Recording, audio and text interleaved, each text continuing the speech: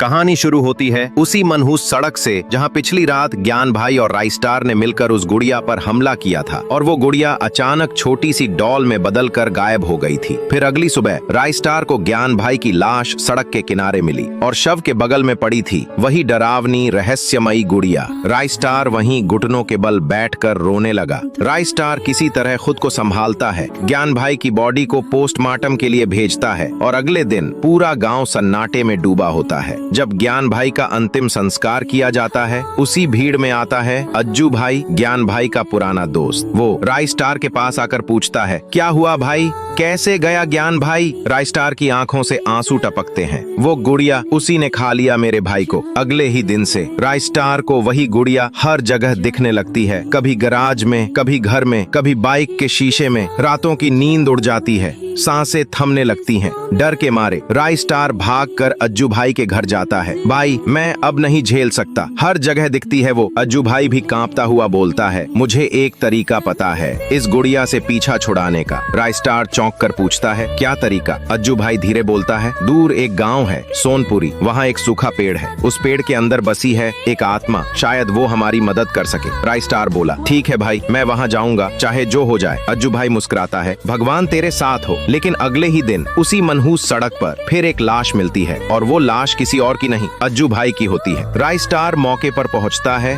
आंखें नम। जिससे भी मैं बात करता हूँ वो मर जाता है, उसकी आत्मा बिखर जाती है। उसी रात गांव में हर गली, हर दरवाजे, हर खिड़की पर वही गुड़िया दिखने लगती है। राइस्टार अपनी खिड़की से सुनता है फिर वही डरावना गाना।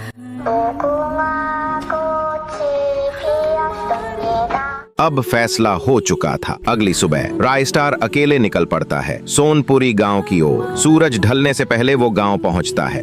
रात होते ही वो उस सूखे पेड़ के पास जाता है, चारों तरफ दिए जलाता है और आंखें बंद कर प्रार्थना करता है, ओ आत्मा मेरी मदद करो, मैं उम्मीद लेकर आया हूँ। तभी पेड़ हिलने लगता है और उसमें से एक सूखा लकड़ा जलता हुआ इंसान बन जाता है। वो आत्मा बोलती है, मेरे पास सिर्फ एक रात है, अगर कुछ करना है तो अभी कर, वरना बहुत देर हो जाएगी। उसी रात सूखा लकड़ा और राइस्टार निकल जाते हैं उस मनहूस सड़क की ओर। कुछ देर बाद दोनों उस सड़क पर पहुंच जाते हैं। राइस्टार बाइक को किनारे लगाता है और दोनों पैदल चल पड़ते हैं। कुछ दूर जाने पर उन्हें दिखाई देता है वही धुआं। राइस्टार एक पेड़ के पीछे छिप जाता है और सूखा लकड़ा उस धुएं के सामने जाकर खड़ा हो जाता है। तभी धुएं से वही डरावना गाना बजने लगता है।